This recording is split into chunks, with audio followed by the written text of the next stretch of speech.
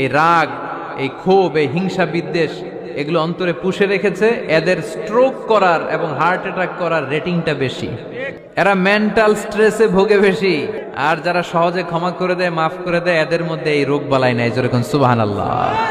এজন্য আল্লাহ বললেন মুত্তাকিনদের 3 নাম্বার বৈশিষ্ট্য, মুত্তাকিনরা আল্লাহর কাছে যেমনি ক্ষমা চায়, তারা নিজেরাও অন্যদেরকে তেমনি ক্ষমা করে দেয়। ওয়াল আফিনা আনিন নাস, আজকে থেকে আমরা মানুষের ক্ষমা করে দিব। কারো জন্য অন্তরে কোনো হিংসা বিদ্বেষ পুষে রাখা যাবে? অনেকে এগুলোর ভুলতে চায় না, পেলে পুষে বড় করে আর ভিতরে খালি জ্বলে। এই জ্বালাও পোড়াও আমরা বয়ে বেড়াতে চাই না।